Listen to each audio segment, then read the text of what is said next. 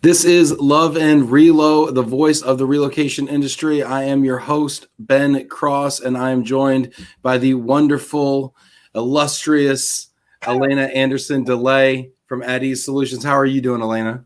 I'm excellent. How are you, Ben? I am fantastic. It is Friday. I think I got paid. Got to double check that.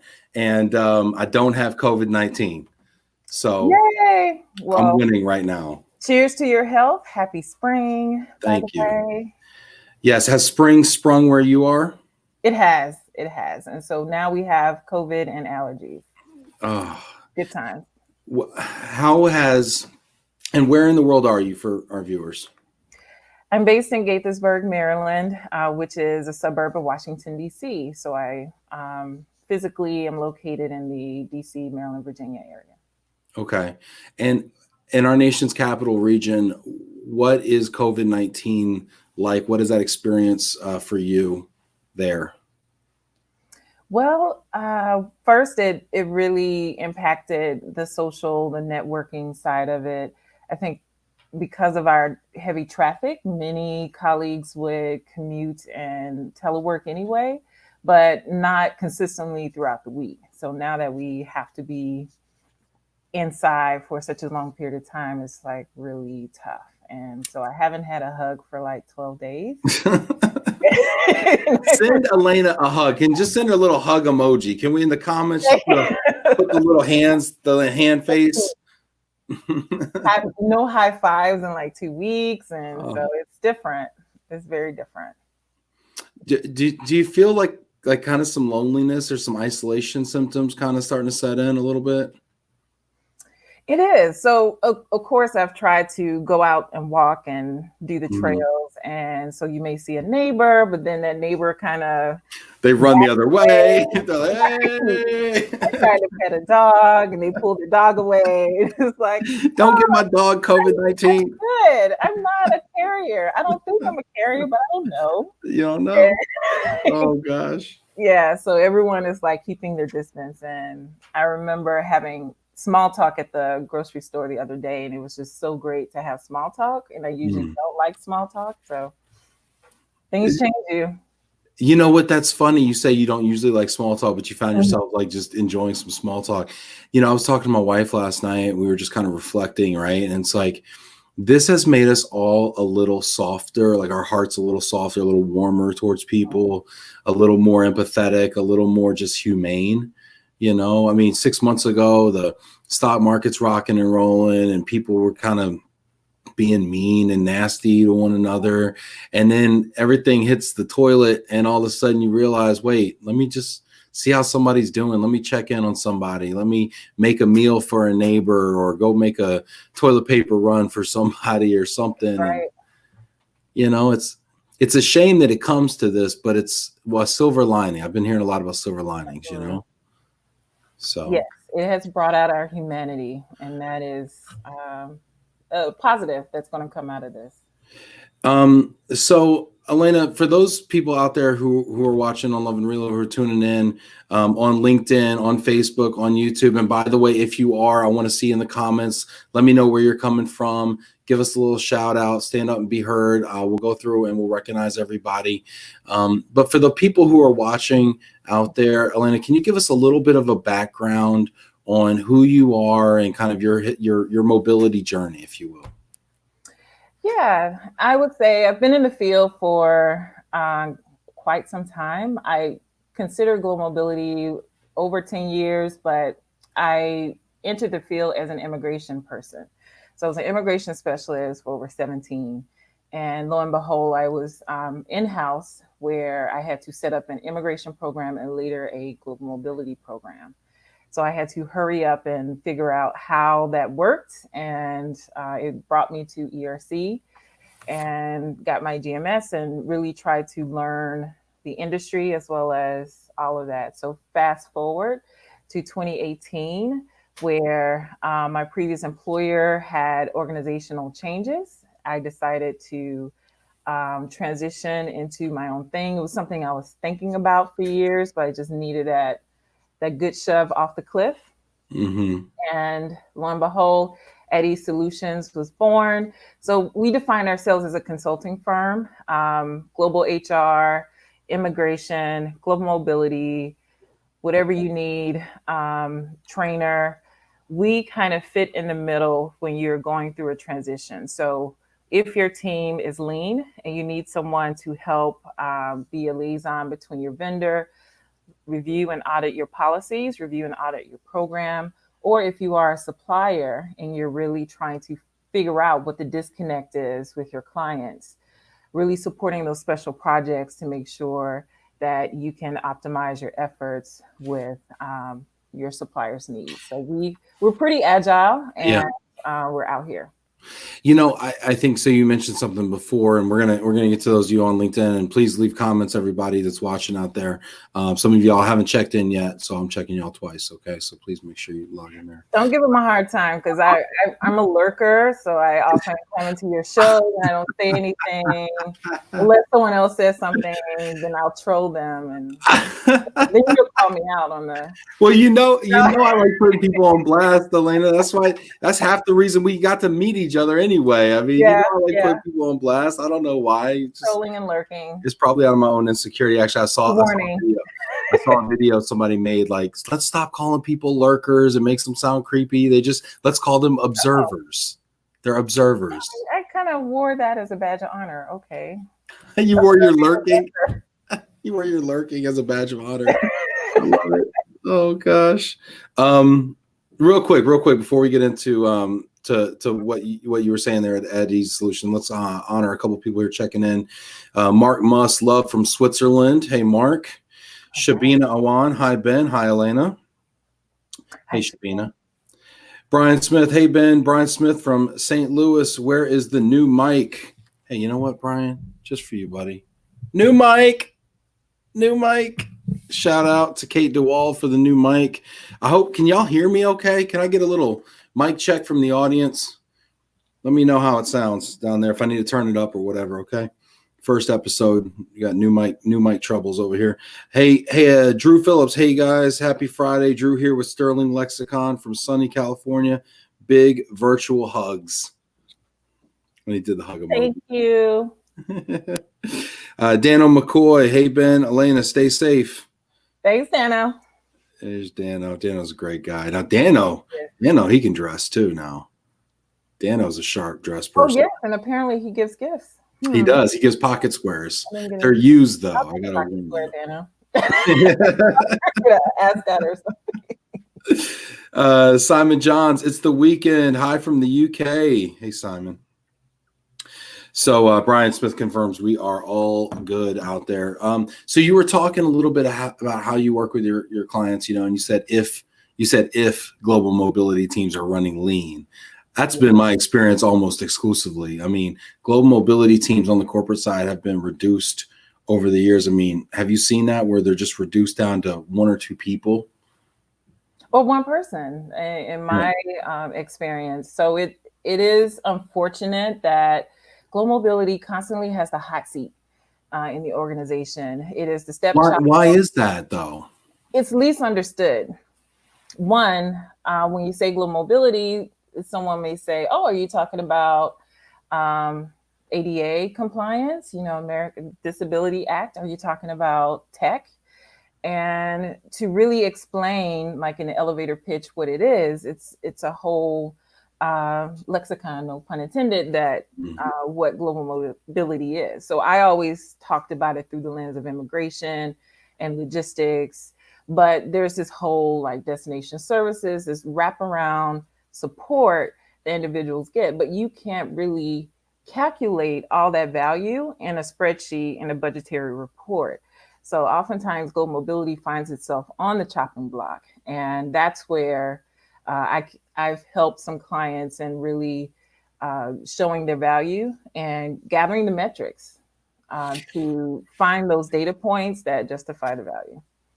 That is something we've been hearing for several years now, right? It's this whole seat at the table. How do I get a seat at the table? How do I justify and show the value? I did a session at ERC about how do we quantify the ROI of mobility programs. And I researched that session for 6 months. I brought in an expert an academic. I've talked to all, and I was not able to, I couldn't do it. I could not do it. I mean, it's so hard and nebulous, and there's so much soft cost, and there's so much employee experience and things like that. And okay, well, now what is that worth? It's so hard to do. I would think so. I would think, there's a huge demand out there for your kinds of expertise and helping people translate that to the C-suite. I mean, do you find yourself building these business cases? Absolutely. And really convincing colleagues that they need to build a business case for global mobility. And it really depends on the company, what is successful in a C-suite, what their product is really impacts that business case with global mobility. So one example I'll give you from personal experience, my office used to be next to the budget officer of the organization. And Was that the least favorite person in the organization? The budget during a certain time of year when it's time to set the budget, and that's usually, it was the person that did all the cutting, that advised the chief financial officer what needed to stay and what didn't. And I wanted to speak with her and really get a sense of, when departments come to you and give their argument, what do they say? How do they present it? What do you want to see as the value? And it was this whole pathway that I was led to regarding data visualization and what metrics work, the strategic plan of the organization, and how they wanted to see that direct connection. And generally, it was really more in presentation, like converting your story into something that was digestible, because you didn't have that much time, but also convincing enough that it impacted the bottom line. And again, that was still a challenge for global mobility, because you just didn't know which metrics to look at. Like, oh, someone's household goods was delivered on time. Yay. So I looked at it from, we're the stress reducers of the organization. When stress is reduced, there's a higher level of productivity. So you go into that research and look at, when do employees lose productivity? And it's usually with the onboarding experience. I was able to latch on to colleagues in human resources and say, hey, there was some HR research out there about having an effective onboarding program, not just the orientations, but the complete employee experience when they start with the organization. Global mobility with new hires is part of that onboarding. And if they switch an assignment, oftentimes they are going through another onboarding process. So there was some data there. And there was also data from organizational psychologists that talked about just working in teams and really being able to measure performance. And at what point in a person's career did performance peak? And it's usually when they're picked and tagged for leadership. So it was combining leadership development, onboarding, and employee engagement. I totally changed my vocabulary and had to drop all of the global mobility items, because it's not like I had a whole force of people behind me. Say, yay. And that's where it was hard to get that data from my vendors, because I was hoping that my vendors who were partners, I was hoping that since they had other clients, they were grappling with the same thing with their clients as well. So it was just something where you had to kind of be a little bit of, have some innovation with looking into other disciplines. So I just had to be better about learning about balance sheets and really speaking the language of the finance team to be an ally for them to like say, oh yeah, you do this. So, to them it's supply chain, it's logistics. To others, it's employee engagement and experience. So how do you package an experience and justify your ROI? So it took a few things, and I ended up with a suite of items. And so that experience has really allowed me to kind of adapt the story to different organizations.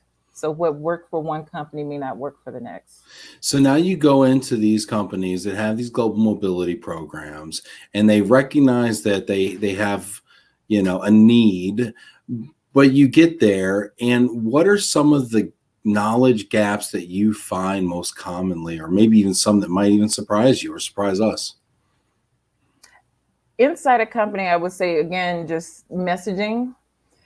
Global mobility teams often don't realize that they have to do their own internal branding, their own internal self-promotion.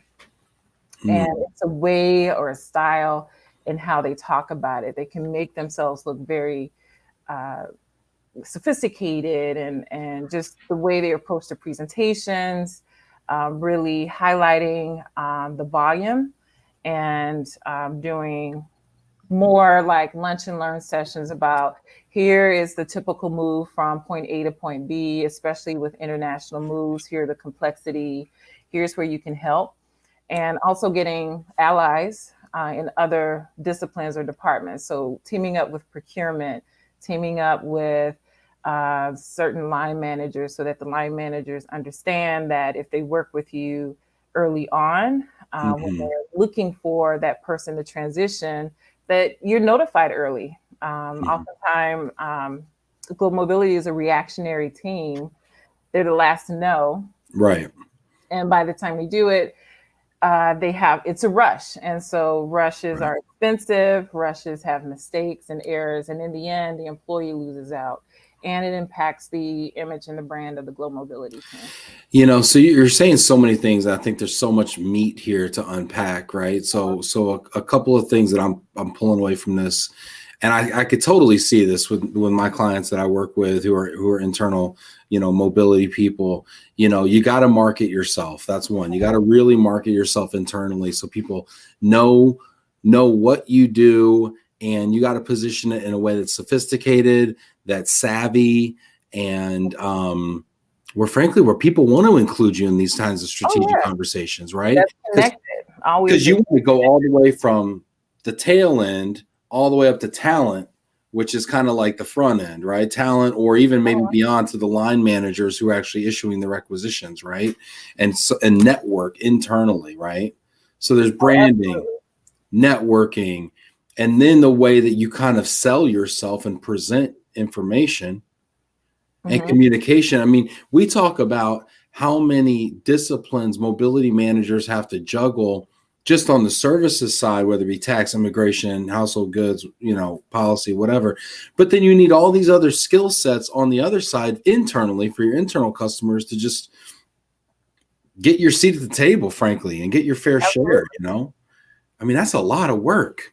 And sometimes there isn't a seat designed for you or space at the table, but there are different ways of finding your influence. And so every level of the organization matters. And when you do that, it's bringing not just that great data visualized report to the CFO, but also sending thank you notes to the CFO's assistant for giving you time on his or her calendar to be met with. And, it's being very self-aware. All those principles we apply to our transferees, we have to apply it internally to our colleagues, because that is a way of influencing individuals to make that change that you need to make. And the change is really finding a sustainable level of support for your program, but also buying into what the budgetary commitment, what's needed for transfers. So you won't have to have anemic type of programs when you're doing relocations. We've got some great comments coming in here, and a question actually. Let's get to a few of these here. Christian, hey everyone, saying hi from Atlanta. Hey Christian. Hey, Christian. Simon John says that new mic, you've gone all Barry White. Can't get enough of your love, babe. Am I deeper? Am I deeper now? Oh my goodness. Yeah. Now, you're a singer, right, Elena? You've got a little. I do a little humming. I do a little tune. We're gonna get Elena to maybe write us a little Love and Relo jingle here. I want to do your jingle. I need a jingle. I am not above charity. Okay, you just send it. If you think I need it, send it, because I probably do. Okay. Christian says, wouldn't a company's talent retention / churn serve as an ROI metric for mobility? Good question. What do you think about that? The use of talent retention and churn is serving as an ROI metric for mobility. Yes, if that is valued. And again, you can gather those metrics by surveying and doing data with how long they're staying. But there's some organizations that don't value longevity. What is that disconnect? Why do some organizations not value that? That seems kind of common sense to me. Well, it's some organizations look at themselves as incubators of future leaders. Hmm. So depending on the level that they recruit, they may like to recruit junior and mid career and then send them out. My previous employer loved the boomerang employee, where they didn't want you to stay too long. They wanted you to come in, do your impact, go out into the government, go out into the world, do good, come back, have this cyclical type of recruitment. And so that looks differently when it comes to show your value. So maybe it's not retention, but maybe how many returned or how many have referred other employees to the company. So again, there are ways to capture the positive impact of what global mobility can do. Good question, Christian. I love these questions, y'all. Keep them coming here, okay? We got another comment here. Uh-oh. See? It's contagious. Thank you. Ngozi, I have a nice Yeti mic for you, Elena. That's my logo designer. There you go. Nice. Then maybe we can start singing maybe we can do some duets or something. Yeah, absolutely. It could get fun. Let's see here. Brad Hamlin, happy Friday, Ben. Brad was on the show yesterday. Happy Friday to you, Brad. I know Brad's sheltering in place up there in Rochester. Hope you're doing well, buddy. Joshua Rose, JR from JK, checking in. Hey, JR. Hey, JR. Janet Turner, hey, guys, stay safe. Accelerated, working remotely from Florida. You know, Janet. Janet is like, I look for her name to pop up every time. So, hey, Janet, happy Friday. Yeah, Janet. Janet texted me. Janet played me a song on the piano this morning. Yep. Oh no, we have a band now. I know. All we need is a drummer okay. Yep. So we've got a pianist, and she sang me a little song that just uplifted me. It was so special, it was so nice. Thank you, Janet. I appreciate. The love has been so overwhelming. I did not think. I thought that I was going to be pushing stuff out there, trying to help people, inspire people, whatever. I did not anticipate the amount of love that I was going to receive and the amount of inspiration that I was going to glean from this process. And it's been truly a blessing. And so thank you all for being here. And the friends that I've made along the way, Elena, I mean, you were an unlikely, we've created an unlikely friendship. Well, I call it unlikely because, we connect. We've always been two ships in the night at a ERC event. We have similar friends, but never met. So it's good that we finally came together. Yep. And Elena reached out to me and gave me some feedback, which I appreciated. And we talked through some things and you've become a person and a voice that I look to, for perspective. And I appreciate you being there for me. Jamie Massler, hi, Ben and Elena. Cheers from warm and rainy Mississippi. All right. Got everybody. Christian says, thanks. Christian says, thanks for picking up and answering my question. Thank you, Christian, for asking it. And if you have any other questions that you'd love a corporate mobility manager's perspective on, or maybe a consultant who's kind of seen both sides, whether it be RMC or the mobility, Elena's a perfect expert for that. So please drop them in the comments. We'll come back to these and see what you guys have asked us, okay? So using that and transitioning now, so you also not only work with the corporate side, but you also interface with the RMC and the corporate side, right? And so we've kind of said, okay, what knowledge gaps or skills gaps do we see on the corporate side? And we talked about, how to market yourself internally, how to network, how to be more strategic and get that seat at the table. What is the disconnect you see between the corporate mobility manager and their RMC partner? Well, let me start from the beginning of the relationship, that sometimes sometimes it begins with the presentation or the response to the RFP. There isn't enough research done about the organization. Like, I've witnessed a lot of crazy things, from misspelling the company's name to not even taking the time to realize. Okay, time out. I'm guilty of this. Okay. I responded. Do better. I know. This is me memorializing my failures so that I can learn from them. Okay. I did a response to Procter and Gamble, and I misspelled Procter. Mm-hmm. And she was so nice about it, but she's like, Ben, you misspelled Procter. And I think it was TOR and it's supposed to be TER. Uh-huh. And thank you so much. I appreciate that. You always see, well, it goes to show, like, when you see companies with logos, you know P&G, but you just don't spell it. And oftentimes when you work on a long document, you become blind to it, like that commercial about being nose blind to a certain sense. Sometimes RFP blind. Yeah, you can be RFP blind because you focused on it, you're nervous, you're anxious about it. So it kind of helps to hand it off to someone who is outside of that. Because I've done things with typos after handing it to someone else, and we missed the same mistake. And so just handing it to someone like the security guard, or someone that is outside of what you're working on. But yeah, the little things, and I've experienced, just all the dog and pony show that goes on, the fanfare, rolling in food, rolling in gifts. Have you been in my presentations? Have you been in my Panera Bread catered presentations with my?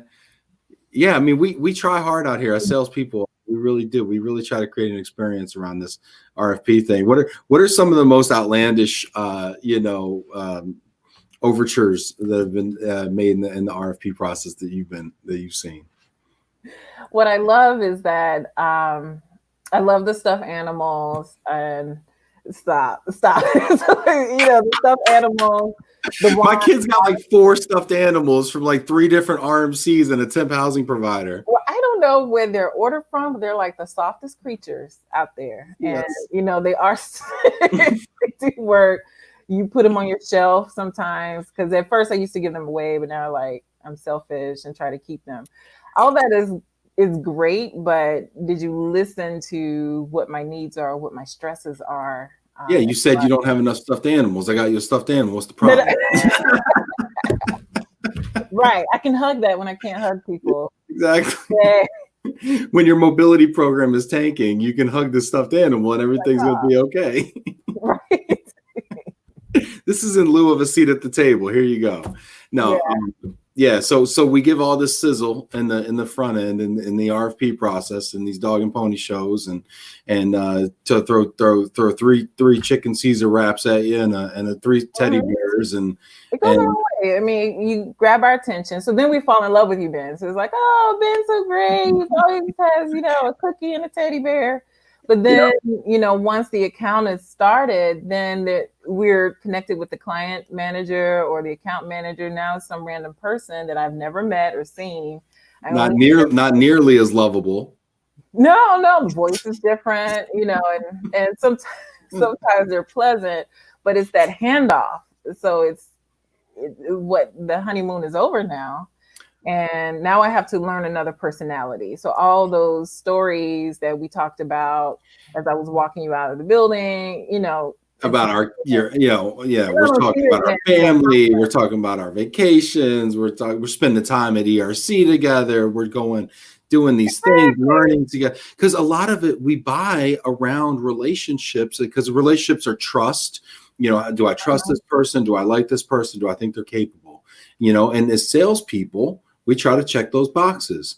And then I've checked that box with you. And then I say, but here's Susie. And she's none of those things. You know what I mean? It's like, oh gosh, I do. I get it. I totally. So even if Susie is the best person, you've now handed me off to someone. And so that is a crack in our trust bond. So once we work with Susie, now I have to tell my stakeholders, like, yeah, Ben, all polished Ben. Now we got Susie. So if you have any questions, This is actually too close to home. I have two Susies on my staff right now. This is actually a bad example because now I feel like customers out there are going to, my clients are going to be in the text right now, in the comments like, yeah, why you give me the Susie now, Ben? No, I'm just kidding. My Susans are great, but yeah. Hi, Susan. Yeah, Well, they're great. Promise. yeah. So, transition Yes. implementation, really critical in maintaining the relationship that you establish. So maybe the wow is no longer in the teddy bears, maybe the wow is in the level of service that you support the employees. What's the best way to make that transition though? Just personally asking personally, we get the account. What's the most equitable and most seamless way to make that transition? Just like there was a deliberate big effort for the presentation, make the effort towards the implementation meeting just as big. Because at that implementation, that's where my stakeholders come in. So I would invite my procurement folks, whoever has to process the invoices, potential managers, HR, talent, whoever is sourcing me the info, and whoever is helping me with the transaction side of it. I would want to be able to meet and get to know them. And definitely from my experience where I was the only person in global mobility, it was a whole new concept. It was a whole new industry, and exposing my partners to those that I closely work with was really critical in having the processing go smoothly. No, that makes perfect sense. I got a couple comments coming in. By the way, Mike sounds outstanding. Thank you, Janet. Ngozi Robinson, I'm learning so much. Awesome, Ngozi. Thanks for joining and checking in. Olivia Barami. First time. Yeah, it is. Where with mine, took a year. Shots fired. Olivia says, as someone who has done RFPs for years, I can totally relate to what Elena is saying. Olivia, share, do tell. Leave it in the comments. I'd love to hear other people's RFPs with other company names in them. Oh, we got that one. Oh, this is the best. Can I tell? Okay. So our digital marketing company, they're great. They're great. They do a really nice job. They work with a lot of moving companies, and they wrote in their executive summary, they said, our goal for you is to dominate the Detroit market, but it was addressed to our competition across the street, also in the Detroit market. Oh man. So we saved 20% on our digital marketing services. We're like, hey, we're going to sign this, but hey, just for this, we're going to take this off the top. So attention to detail. Simon Johns, what do you look for? Oh, this is great. So we're getting some RFP questions actually. And I think we'll touch something here. Simon Johns, coming into us from the UK.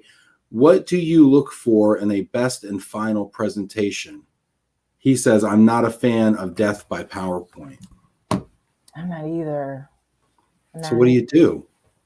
It's just an introduction of who you are as a company. So I don't hear a lot about this is our mission. This is what drives us every day. This is the rest of our team.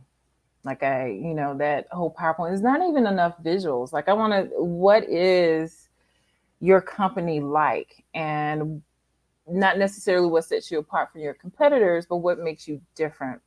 And why would I, especially if you're working with a potential client that is very mission driven, mission focused, most organizations have a level of corporate responsibility and I guess branding around them. How do you fit with the potential client? So it's a partnership. Think of it as like you're trying to go out on a date and say we have these, I'm different, but we have these things in common and we're better together.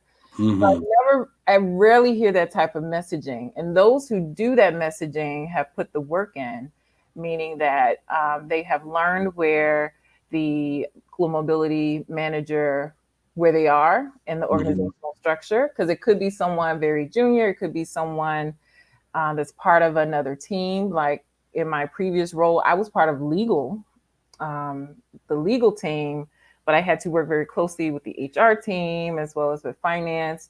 and really figuring that out ahead of time. They understood that they had to highlight compliance more or reducing risk, because that was what my supervisor wanted to hear. There was also, tweaking that message just right, rather than just throwing everything and just doing a word replacement in your presentation. I see so many RFP responses that are just word replacements. Mm-hmm. Yeah, like, and it's so uncreative, and people are like, yeah, I could throw this RFP together in 24 hours because we already have so much stuff. We've responded to so many, and they're just going to cobble together something. Versus, if I want to, you know what, I'm going to answer this question too, Simon, because I think I have something to say about this. Mm-hmm. Oh, that's my fault. The faulty premise that I live by is I think I have something to say about everything. But no, I do first of all, I do use PowerPoint. I try to use very large images, large scale images, like to take up the whole page, and then make the words very small scale. So whereas a lot of people use a small image and a lot of words, I try to use a huge images and a little word. I also use video and incorporate video. I also make a point to put everybody who's going to be a part of that meeting's picture in the presentation.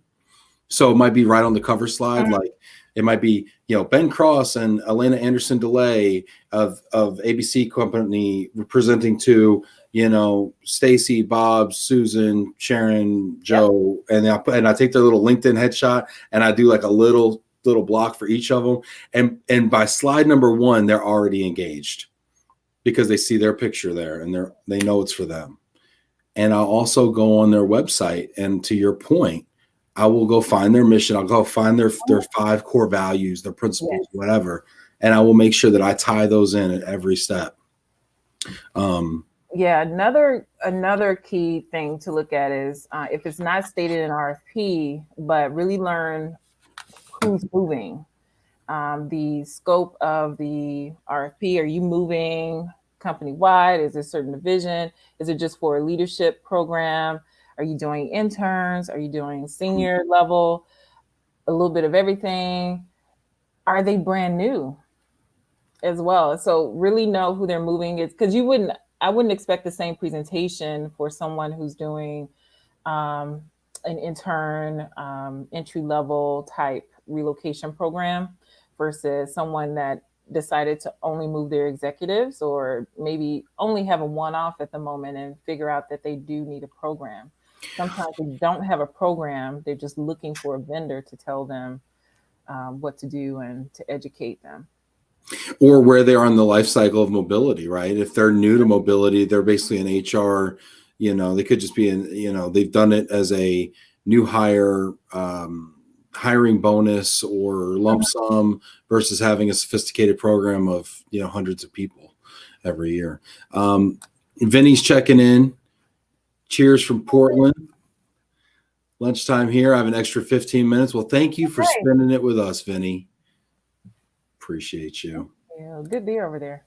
Yeah, really. You ain't lying. Danny Herskowitz, so grateful to have had the opportunity to work with Elena. She has a wealth of knowledge in the industry, and I've gained so much value from our conversations with one another. So great that, isn't that nice? Yeah, right? So great that she is joining you today, Ben. Really great conversation. Aww, that's so sweet. you, Danny. Isn't it great? I love this. I'm a fan of Danny's too. So great guy. Really great person, and a great resource too. Anybody that's out there that's looking for a new career in mobility, or if you're a company that's looking for top talent, Danny does a really great job of networking with some real up and comers in this industry. So, I highly recommend you talk to him if you need a recruiter in this space. Janet Turner, the Love and Relo Trio. She's coming up with band names. Okay. I'll get the shirts. Oh, good times on a Friday. So we talk about some of the ShamWow slap chop RFP jobs that some of these people are out here doing, right? And the bait and switch tactics. I've heard of so many. corporate clients that'll award business, right? They'll go to RFP, everybody will go after them, they'll award to somebody, based on what a nice shirt they wear, and all of a sudden they get in and they're like, oh wait, this wasn't what I was sold, or they overpromised. I said their technology did more than it did, or whatever. And then they're kind of disappointed, right?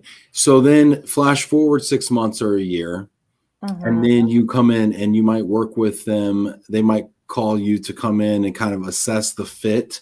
What are some of those kinds of engagements that you've seen, like where you come in and help them assess their relationship and maybe tweak their program? What's how do you do some of that kind of stuff? I just sit and listen. Usually one side is frustrated with the other. I mean, it's usually the corporate partner is frustrated, not with the vendor, but frustrated from higher up. Oh, something has shifted. There needs to be a change, and lo and behold, the spotlight is on global mobility, or global mobility has to save the day and make it happen. Especially after mergers, acquisitions, you don't have a lot of leeway because it's this air of secrecy. And then now and now people being fired, and then new names, new titles, new people. And so there's this flurry of information, and global mobility isn't well informed usually. Once they are informed, they may get the information piecemeal. So by the time they come to the partner, it's like, here's this bundle, we need it in 30 days kind of thing. And the do differentlies I would recommend for RMCs and other partners is to not be very preachy, but to get to the bottom of what success looks like. So really asking that question, what does the C-suite really want to hear? What is success? Sometimes it's just getting the people from point A to point B, getting them in place.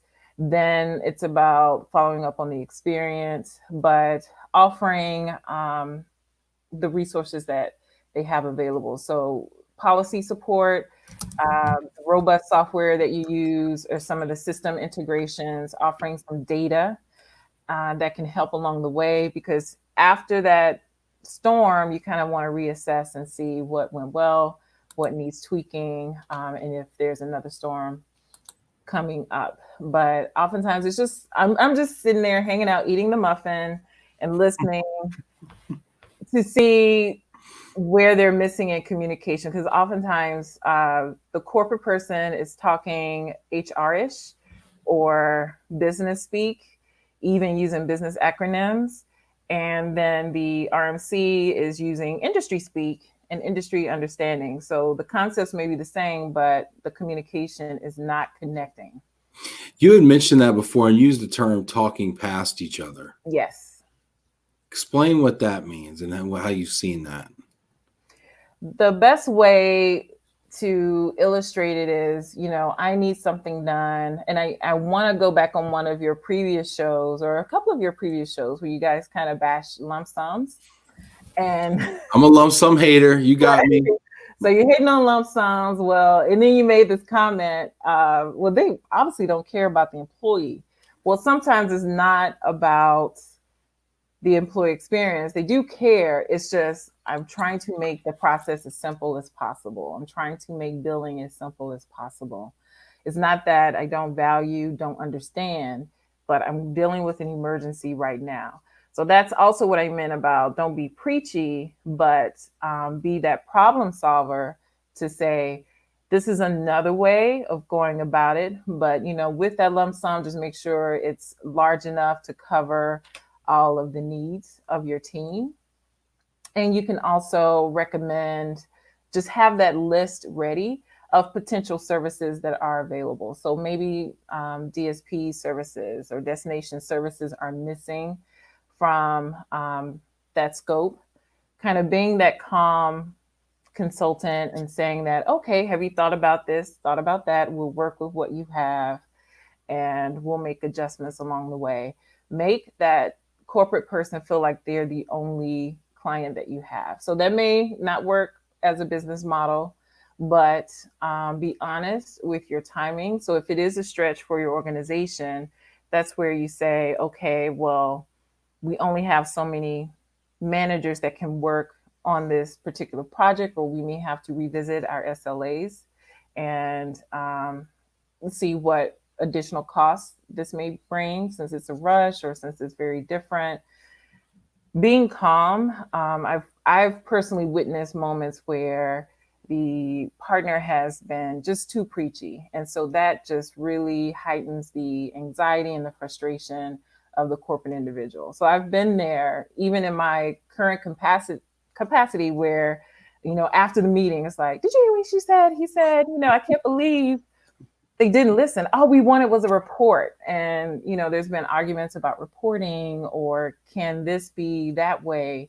So just being calm and patient, maybe breaking meetings down to not being 4 hours, but like 30-minute chunks of time, really taking a step back and maybe having a phone call with the corporate manager before there's the group meeting. There are different ways of approaching it, but it does take some emotional intelligence to feel where the anxiety is and what's the source of it. It could be having a lean team, recent organizational changes, being thrown on the bus by another department, a myriad of reasons. It's really stressful being on the corporate end. And it's a position where many corporate individuals feel very underappreciated for all the things that they have to stay on top of. So I will tell you, I think that's something I think that's a blind spot for service providers, because we might look at corporate mobility managers like, what do they got to worry about? We do all the work. I mean, that's what, like what that means, that's what they got an RMC for. Why are they so stressed? They just give it to the RMC. If there's a problem, make the RMC handle it. If there's, whatever, do the logistics. So that's the disconnect. Yeah. So that's let's talk about that. There's a whole lot of work that's involved just to get an approval done for one move. And again, this could be large volume, small volume mover. I want to talk a little bit about small volume movers and how, they're disrespected often. But with any move, there is such a sequence of approvals. There's internal politics going on. Again, it may be a result of someone being promoted or someone being pushed out. And your corporate individual is involved in a lot of those conversations, being copied on all those emails. So there is a buildup before there is even an implementation for one move.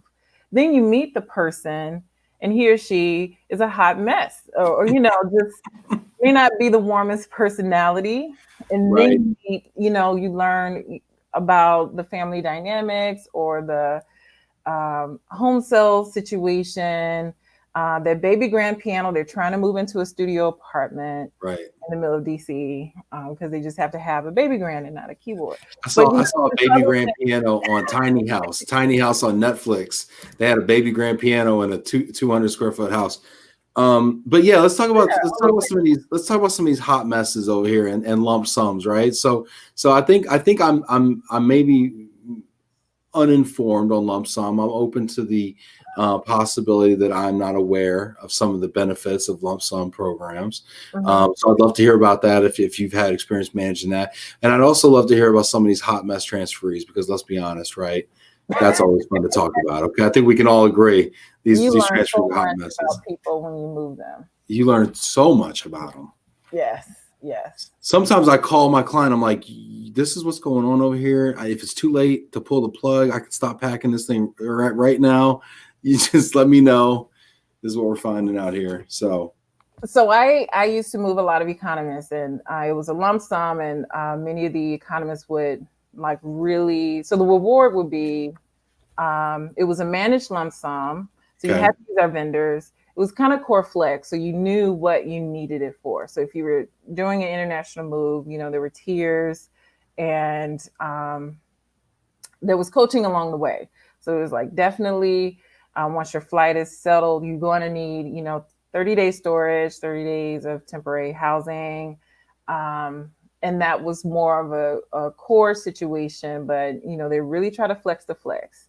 So they really try to flex the flex. it would really be stretchy. So I have one example. I was moving someone from South Africa, and he said he had 3 children, but he actually hid one of his children in a closet during a survey.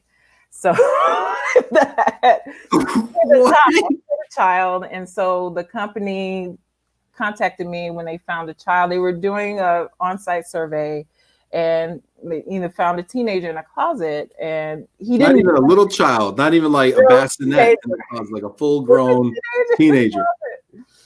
And he was trying to save on this lump sum. So the lump sum would have covered everything, but he wanted to receive like a balance, because if you have anything left over, it's yours, because our financial managers did not want to deal with doing it just the way that things were invoiced and billed.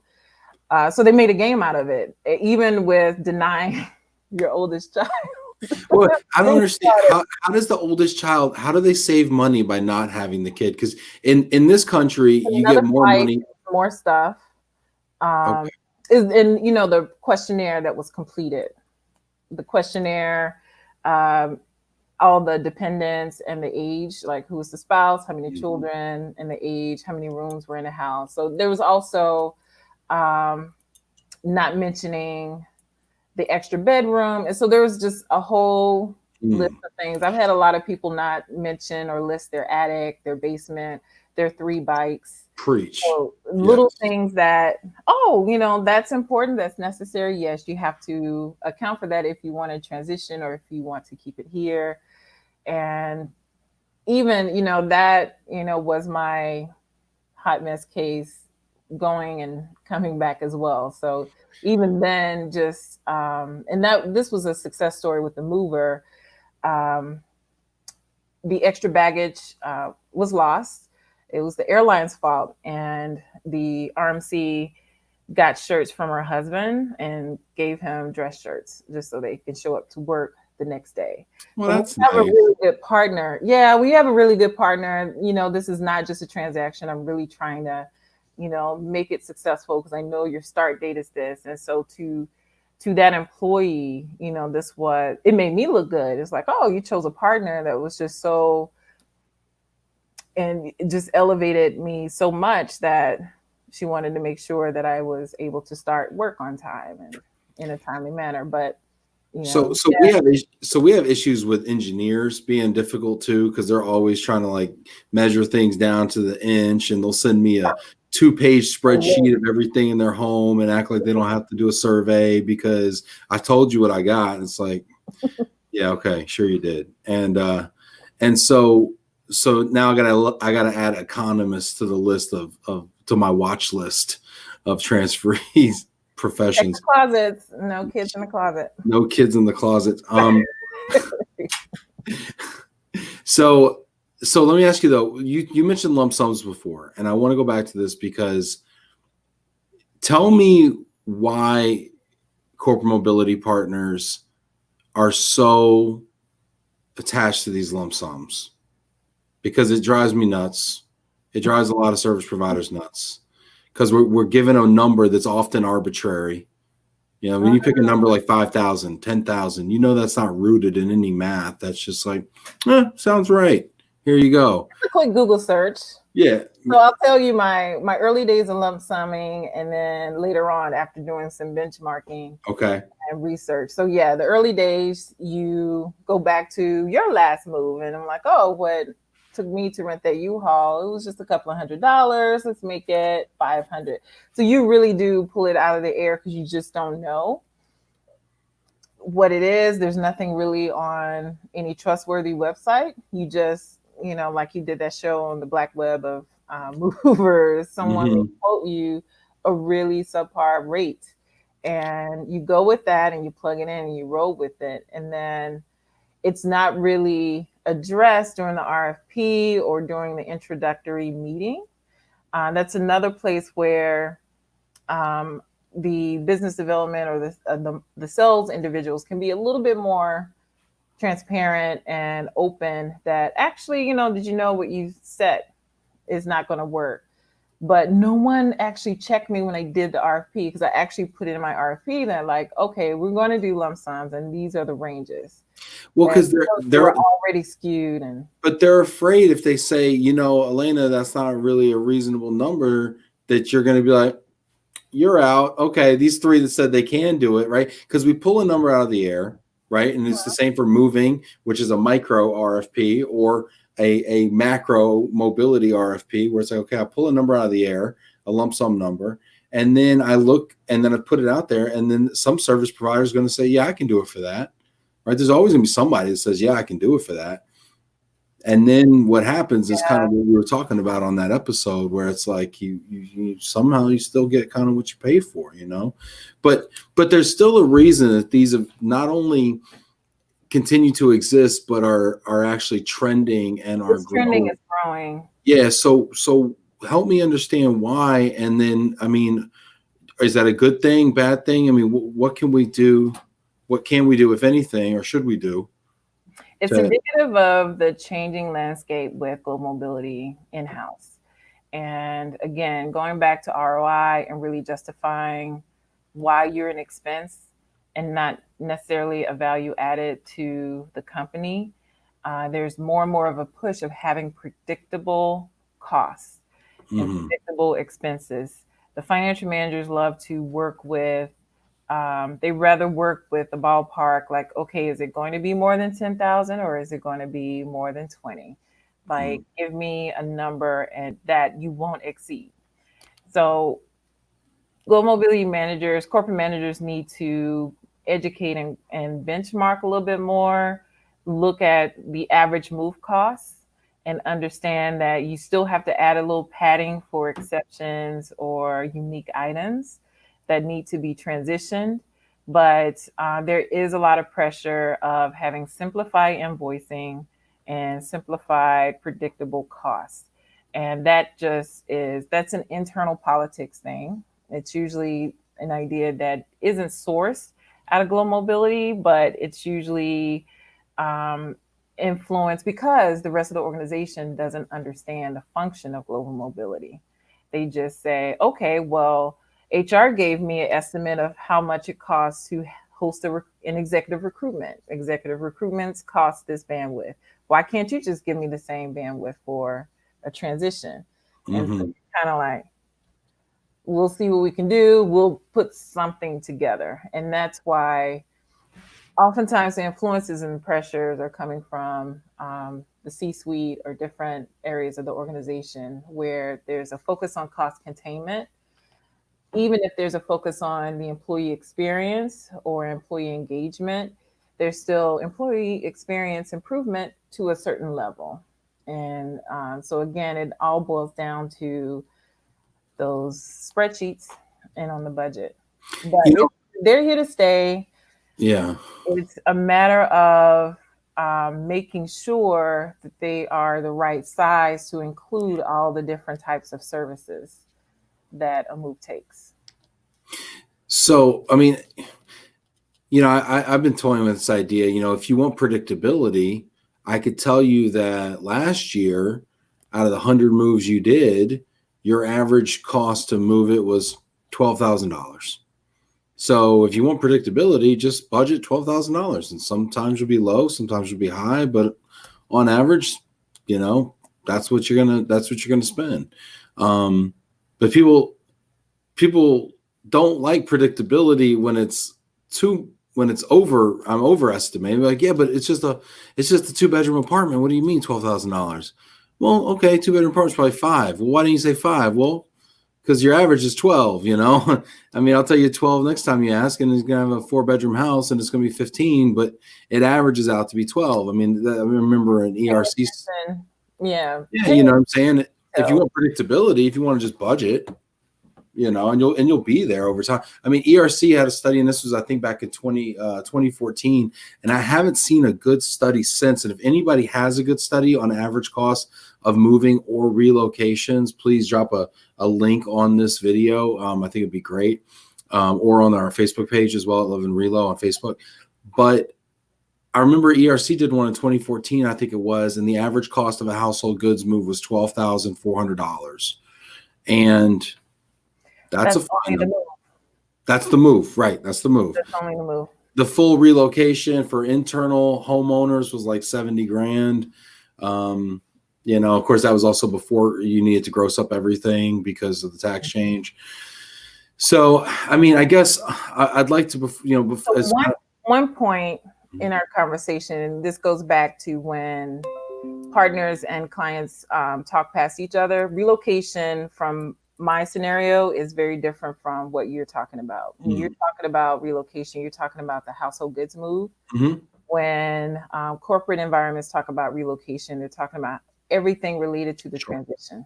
Right. So again, right now, they're looking at the wrong number. So benchmarking with you is not all that's needed. They need to benchmark with corporate housing providers, a whole full life cycle budget of the transition. And so even changing your language kind of illuminates things for you by saying, oh yeah, well, this is just household goods. And even with household goods, it could fluctuate. Not to mention taxes, and then not to mention all that stuff. So it's rare. Only certain RMCs are savvy enough to recognize that, oh, wait, we need to talk about the full life cycle and not just this one or two transaction, because that's where education is needed. That, corporate housing, but internally, corporate housing may be budgeted differently. That may be a line item from somewhere else. And like say travel or something, or procurement, travel. Someone else may own corporate. There may be another contract with corporate housing. There may be a whole nother contract with certain destination services. Like for a previous role, because I was in immigration, I did destination services for all the international individuals. So who owns what? Once you really know, or just have it laid out to you, like the full list of what's involved, really mapping out or journey mapping a transition helps clarify the conversation. Wow. That's a lot to consider. I mean, that must be challenging from a transferee standpoint when, you know, travel owns temp housing, immigration owns DSP, whoever owns household goods, you know, et cetera. That's probably kind of a choppy, disjointed kind of experience, I would almost think. I mean, yeah, you know, so you can spin it in a positive way by saying we all belong to global mobility. We are part of the function, and that is where the internal networking and savviness comes into play. Elena, we are kind of running out of time. This has been really great. Is there anything you want to leave people with, or anything you want to say? Well, I just want to thank you for inviting me on the show, and thank you everyone for tuning in. Just want to send digital hugs to everyone. Our industry. The little emoji, the face with the hands. I thought it was a high five. Oh, yeah. So, digital hugs. You know, we have had our, challenges, but I hope this current crisis brings us together, and moments like this where we're sharing information, we're actually connecting and bonding with one another. So I do appreciate this moment in time where we're able to really grow from each other's experience and learn a little bit more, and we'll come through this stronger and better. Yeah, I agree. I'm actually excited to see what kind of new digital connectivity we can kind of foster. We're doing stuff like this. We were talking at the last show about maybe doing like a digital happy hour or something like that. You know, I think all that would be fun. So if you'd be down for a digital happy hour and you're watching this, throw a comment, let me know. We'll make sure you get invited, because I think we're going to do something like that, maybe through Worldwide ERC's YP40 group, or if not them, just I'll do one myself, and we'll just have like a whole bunch of people come in and just, have a little wine, maybe put the Love and Relo jingle together, Oh, okay. A listening session. Little studio session, something like that, little We Are the World. Maybe we'll do like a group thing. I don't know. We'll see what happens. Elena, this has been great. Thank you so much for coming on. I really appreciate you. Oh, thank you. Take care.